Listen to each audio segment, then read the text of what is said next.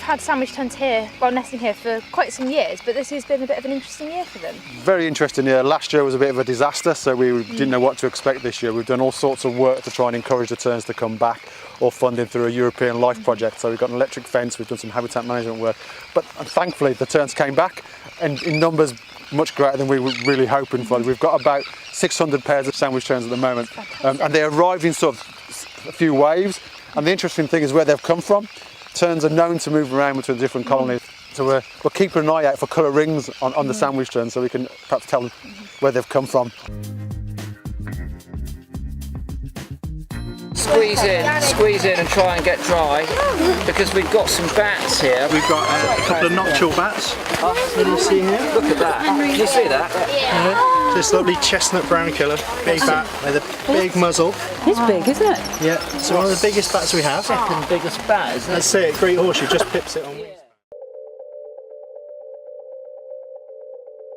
Botanically, there are over 700 species of flowering plants recorded here, and if you look behind us, Chris, we've got these, sort of acid mountains, which is the rest of Wales, and then completely different to that, this vast slab of limestone lying in the Irish Sea, surrounded on three sides by warm, hot sunshine, and this is just a completely different environment from anywhere else in Wales. So we get not only lots of different plants, but some really special plants as well, and a few that are found nowhere else in the world.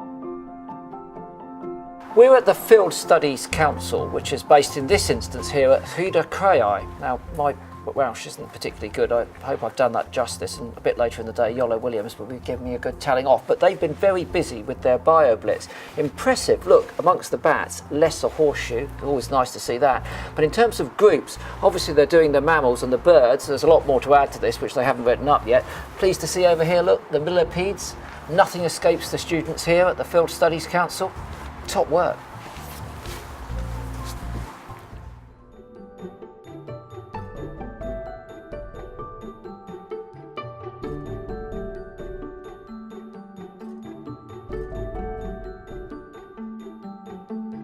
When it comes to running a nature reserve, there might be some perception amongst people that you buy the land, put up a fence, and put in a car park and it's game over, but the ongoing costs are quite considerable.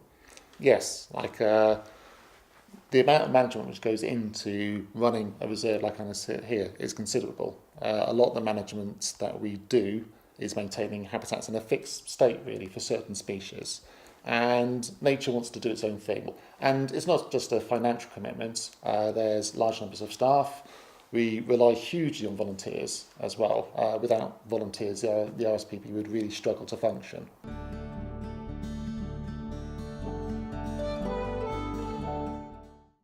If you want farmers to coexist with wildlife, you have to pay them to do it. We pay them to produce sheep. We should pay them to produce wildlife, I'm afraid, because modern agricultural methods, unfortunately, are a complete anathema to most forms of wildlife. I think those of us been around for a long time, we could get together, and I think some of the younger farmers are now getting together and thinking, well, what could we offer as a commodity the people of this country? Wildlife? Exactly. It's a trickier business, perhaps, than producing sheep, but it's doable, Good, and I'm sure there are enough people out there who will pay you to do this, because I mean, you look at the landscape around here, it is absolutely superb.